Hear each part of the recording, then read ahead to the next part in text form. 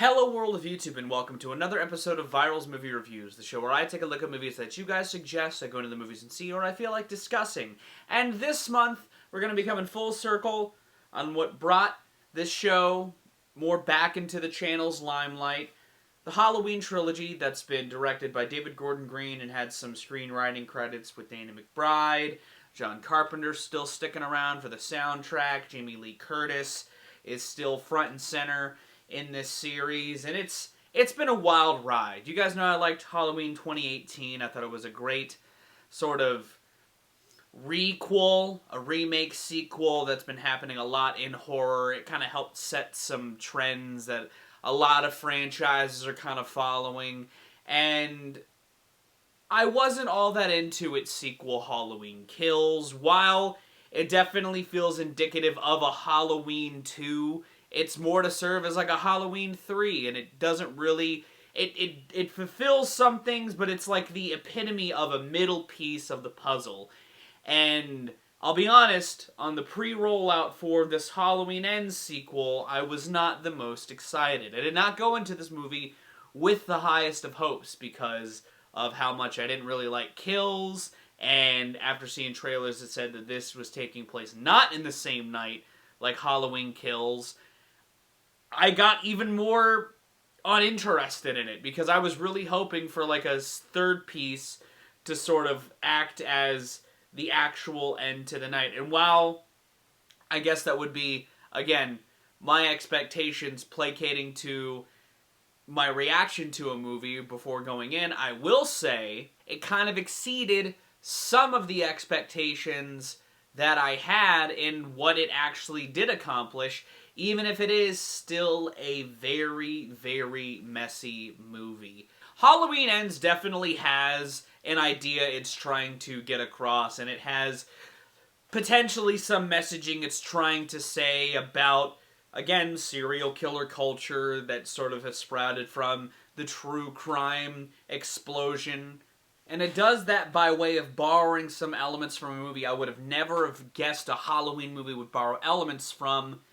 Nightmare on Elm Street 2, Freddy's Revenge. It's kind of hard to talk about this movie without getting relatively spoilerish because similarly to a movie like Nope, it was very ambiguous with a lot of its trailer talk and didn't really want to delve into even just parts of the plot. And I'm guessing it's because they knew this movie would be divisive for some people, and post its release it very much has been. I've heard nothing but negative reception for this movie, which also lended to my low expectations going into it. But I will say, again, I kind of like this movie a little more than Halloween Kills.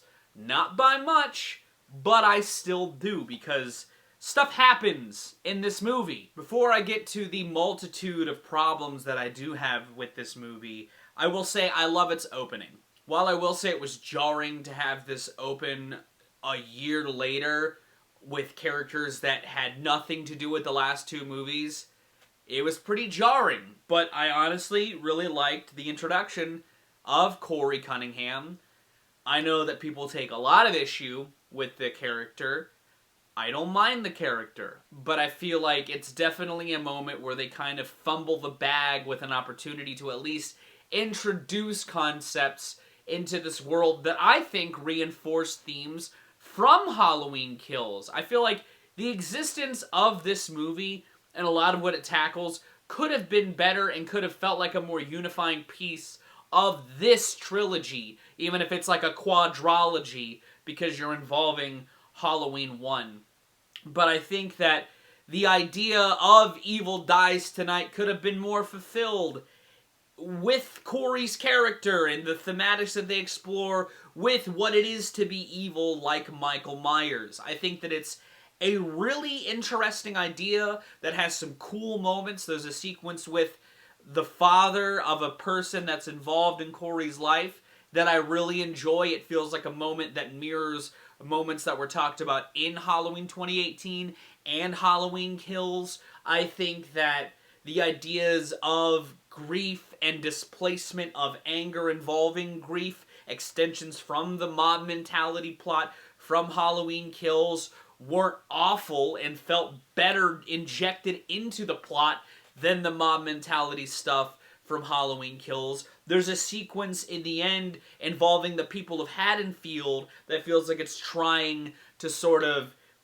pull themes from the last two movies into this, but it's so clumsily handled because this plot feels like it doesn't really belong with this story. I think that it's great, but I think the moments where Corey interacts with characters like Allison and Laurie, you get this sort of mixed bag of reactions. You know, I think his stuff with Laurie is a lot better than his stuff with Allison, but he, as a character, sort of kneecaps Allison in a way that feels detractory from her character from the last two movies. You know, while I like the idea of exploring a romance in this sort of style and showing the sort of tragedy within living as a survivor in the case of Laurie and Allison, it's just so clumsily handled, and that's partially because the pacing of this movie is just weird. While I like the opening, and I think that the opening credits are really, really cool, I think that the introduction of Corey into Laurie and Allison's life feels like it flies by, but in a way that it doesn't actually do. There's a lot of dialogue that happens after Corey and Allison meet that really make it feel like more time is actually passing than it is.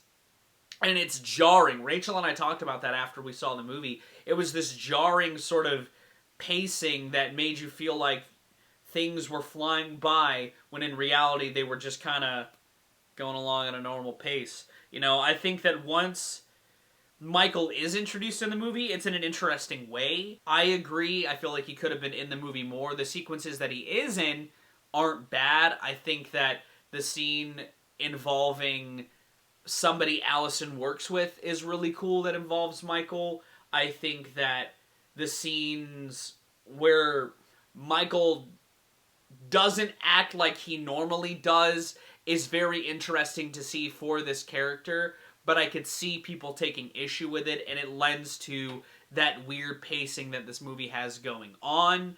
I feel like the third act of the movie is definitely the strongest piece of the movie outside of the opening, and that's mostly because more death does start to happen, and some of the kills in this movie, while they're definitely more compacted in smaller pockets than in Halloween Kills, there's still some fucked up shit that happens in this movie that's insane to see. There's a kill in this movie that is brutal as fuck.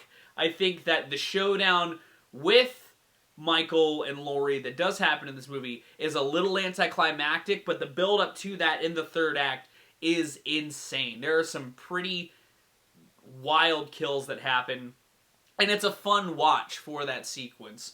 I think that there's moments in that Laurie-Michael showdown that could have been done a little better. I feel like, again, it's a bit too brief, but when it does happen, it's nice to see. I will say it is nice to see this trilogy be over.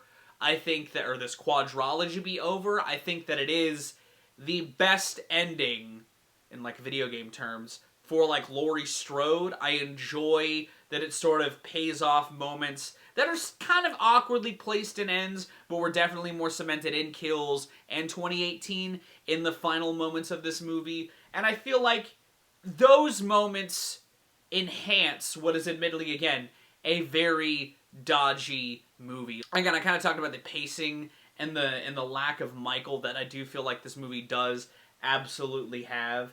I also didn't really like a lot of the cinematography in this movie. I just don't know what happened after Halloween 2018. I'm sure COVID and a lot of scheduling weird issues that cropped up from COVID made Halloween Kills and Halloween Ends more of a chore to make. But I will say, I don't think David Gordon Green handled that aspect of this movie all that well. Similarly to Halloween Kills, I think the cinematography in this movie is very awkward. There's some scares that I don't think stick the landing in the way that they were intending to. I feel like Some of the camera movement is still hella awkward, like it was in Kills. There's no awkwardly filmed final fight like in Halloween Kills, but there's still some weird camera work in here that I just don't think works very well. And I will say, the score in this movie I don't like as much as Halloween Kills' score, if I were to give another comparison compliment to Halloween Kills. Outside of that, this movie isn't as bad to me as I've heard other people say. I get that it's really different, and I think that it's a very messy movie. But again, I like the ideas. I like the performances. I didn't mind Rowan Campbell as Corey, you know? I think that, again, while Allison's character doesn't really act the same as she did in Halloween Kills around Corey, I think Andi Matichak still does great in it. I liked some of the speeches that Jamie Lee Curtis goes on. And again, some of the side characters that are involved with Corey are really good. I think some of the acting is still a bit inconsistent. Some of the other characters that interact with Corey, a bit rough. But by and large, I think that a lot of it's solid in that regard. And I think that this movie's fine. It's not great.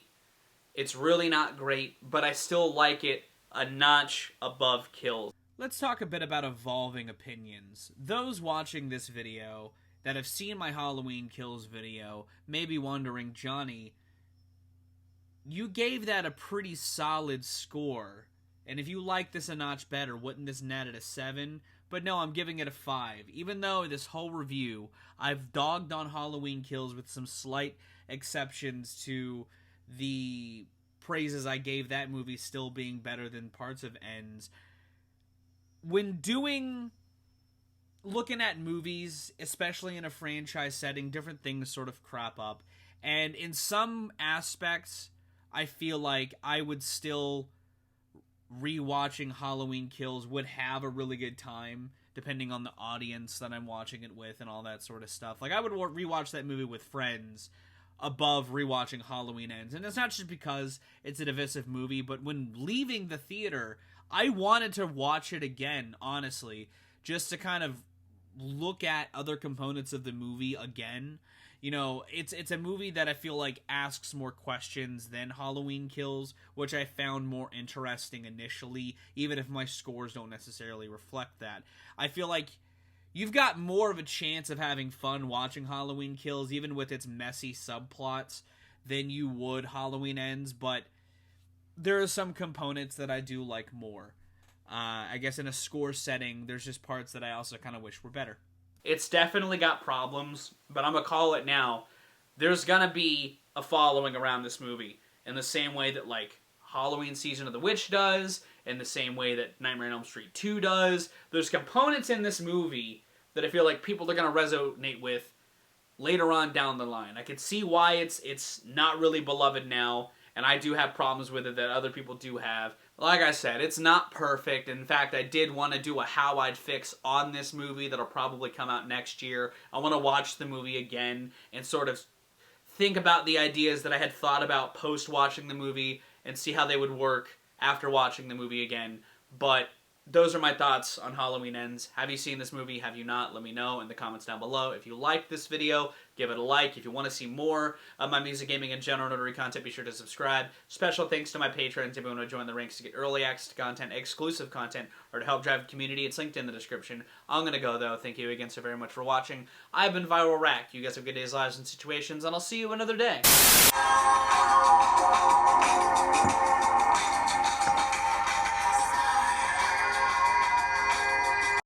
You